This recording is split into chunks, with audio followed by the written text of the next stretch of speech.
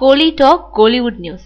இணையத்தில் உலாவரும் பூஜை பட பாடல்கள் அதிர்ச்சியில விஷால். தமிழ் சினிமா உலகில் ஆடியோ வெளியிடுறதுக்கு முன்னாடி இணையதளங்களில் திருட்டுத்தனமா வெளியாறது இன்னைக்கு அன்றாடம் நிகழ்வாயிடுச்சு. பிரியாணி, வாலு, கத்தின்னு பல படங்களோட பாடல்கள் இணையதளங்களில் வெளியாகிருக்கு. இந்த நிலையில விஷால், ஸ்ருதிஹாசன் நடிச்ச பூஜை படத்தோட பாடல்களோட தலைப்புகள் இப்போ உலாவருது. ஆடியோ வெளியாகும் முன்னாடியே எல்லா பாடல்களோட தலைப்புகளும் லீக் ஆனது எப்படின்னு குழம்பி இருக்கு பூஜை பட டீம்.